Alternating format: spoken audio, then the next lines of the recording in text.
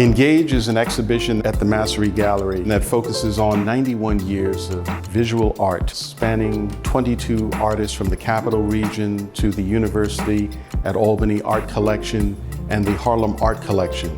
I certainly want to thank the artists who've also contributed their works to this work, primarily the local artists. And we've been delighted to have a conversation with some of those artists, and I'd like to take the opportunity to show you more about their works.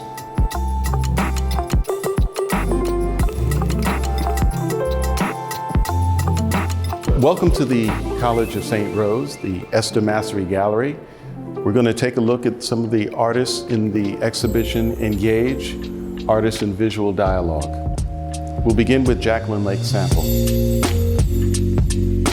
In these four works, Jacqueline presents us with abstract images, silhouettes of figures that represent four stages of human existence. We begin with dreams, and we see the silhouette, two figures facing each other, and these misty clouds of smoke-like rings that represent the dream state. And then from there, we go to interrupted. We see these shards, these sharp angles that are interrupting the existence of this silhouette of a figure in profile. From there, we go to chaos, an image that is almost like a George Floyd figure, and the way in which the figure is sort of broken up into different sections shows not only conflict from an individual basis, but also in terms of a reflection of the broader societal conflict that's taking place in 2020. From there, we move on to serenity. And we see that the figure, again, is back in profile, but the scene is much calmer. It's no longer a dream state. It's a reality, but one that represents something that is more an equipoise or equanimity in terms of characteristics. Abstraction in art is a way for her to communicate very powerfully, and also through language as well. So she has specifically designated each of these pieces to represent, as I indicated, the different states of human existence.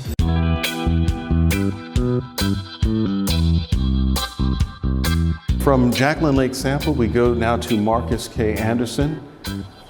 And Marcus is also affiliated with Black Dimensions in Art as a board member.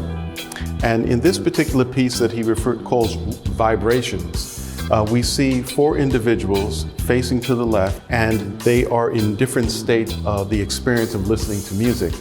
Each of the different designs, graphic forms behind them represents the kinds of music that they're listening to. Music as a form of escape from the stresses of life. This is what this particular piece deals with. Marcus is also a very important graphic illustrator. He's worked on the series for the history of the Black Panther Party, and he also hosts a podcast. So he's multi-talented, and we're just very glad that his work is in this exhibition.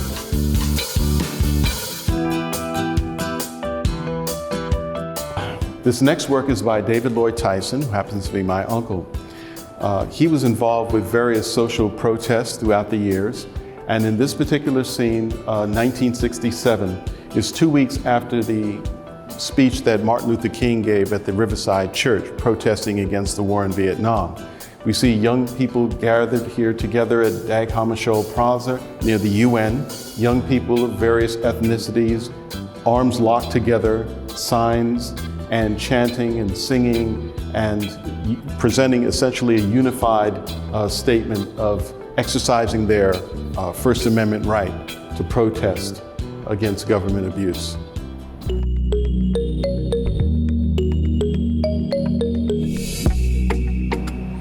This next work is by the local artist Elizabeth Zunon. In this work, she's using oil paint, collage materials for paper, and also plastic bags to tell the story of recycling. A woman in Africa taking found materials, waste products, and rather than being victimized by this waste, she's finding agency by transforming it for something that's useful to her community. And so this idea of taking what is considered poison and transforming it into medicine is an important lesson in this particular piece. Our next artist is Adal. Adal was born in Puerto Rico and at a young age came to New York City.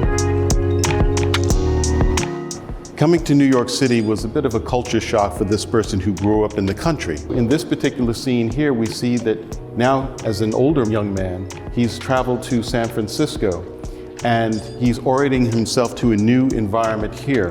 This person it's a contemplative mood. It's a person who is reflecting on his present circumstances, looking for a sense of identity, who he is in this new environment, just as he was also searching for a sense of identity in New York City, coming from Puerto Rico.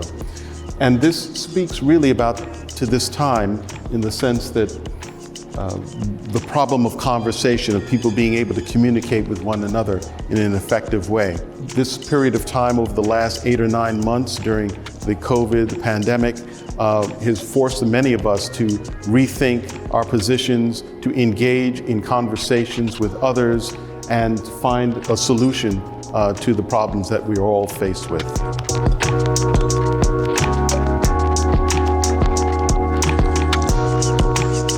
The next piece that we are looking at is by Frances Dawkins. It's called Extended Hands That Hold to Give. And in this particular piece, this intergenerational scene shows the importance of giving and sharing within a community. And this is something that is very important to the artist and the way in which she engages different pieces of fabric. And like a community of different materials, like a community of people, we see this interaction of colors and shapes and movement in an effective composition and compositional whole.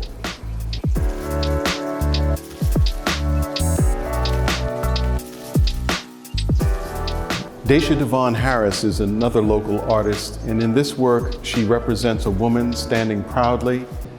We see bits of leaves and bubbles of water, a letter opener. And what's interesting about her work is the way in which she's able to, in essence, rescue figures in photographic form that are unidentified.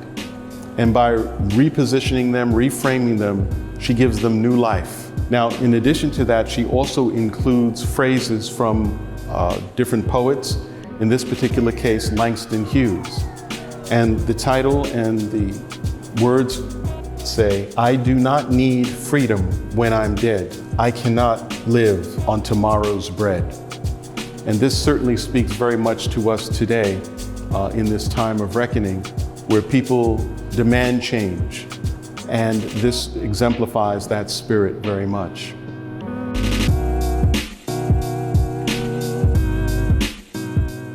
The next artist is a local artist by the name of Elisa Siglianos Carter. And this inkjet print represents a headdress that is actually, in fact, a suit of armor, a protective device against white supremacy. She adds also glitter to it, which gives it a kind of magical sparkle, something that I think, again, speaks to this time of agency, where individuals can fashion their own sense of protection and identity as they move forward in society and in life in general. Next, we look at the work of Royal G. Brown Jr. These 3 items that you see here are created from assembled plastic bottles, CD discs, cell phone covers, a variety of household materials. He unifies them through color, and they actually represent not simply spaceships, but also spiritual vessels, spiritual beings, and they all have names as well.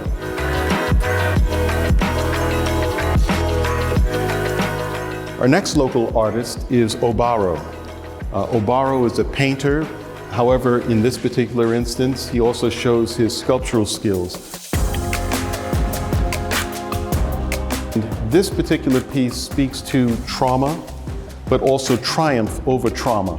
This is also an interesting piece because the artist himself holds the World Guinness Book of Records doing the hula hoop on rings.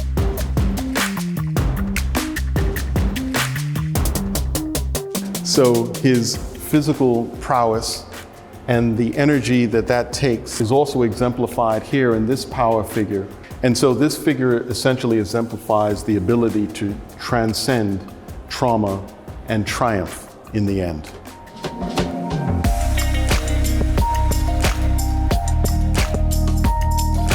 Our next work of art is by a photographer named Sue Clark.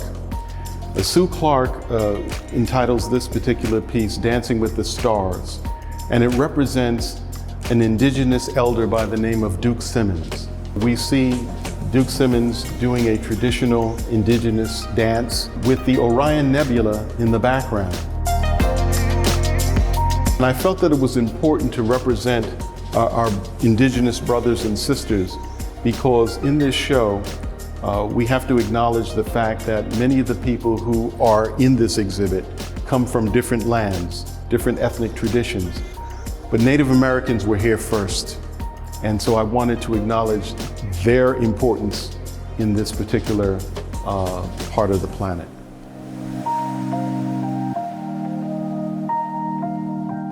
Our next artist is Fern Logan. Her work, Transition, is part of the Harlem Art Collection. And in this particular work, we see a dog entering a scene from the left, the upper left, and then you see the same scene repeated, but you don't see the dog until the last frame. And it's this idea of repetition and how one can find resolve, how one can find a certain degree of resolution and not repeat the same situation again and again. So it's something that we've also been facing in this country.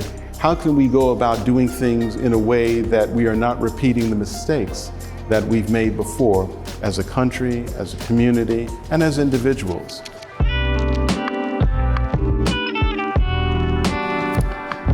And we come now to the work of another local artist by the name of Takis Walter. Takis is a remarkable artist noted for her landscapes.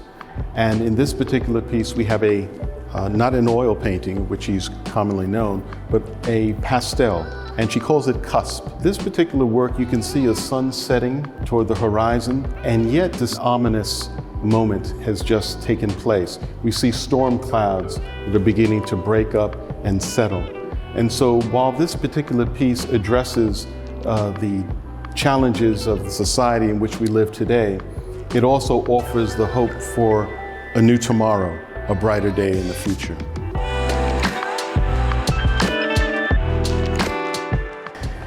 And the last work in this exhibition is by another artist from the Harlem Art Collection, and this is the work of Anthony Barbosa. This particular scene shows the community of Fadiyeth in Senegal, West Africa, and we see here a community of people gathered together, exchanging in the marketplace, young people, older people, their colorful traditional garments that they're wearing. This importance of community and sharing is a way to remind us of the importance of community in our own lives today, in terms of how we gather and share that sense of oneness, of family.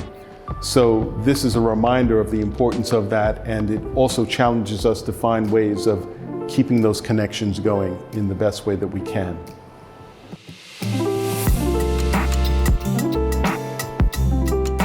Okay, I'd like to thank you again for joining me on this tour of Engage, Artist and Visual Dialogue here at the Massry Gallery.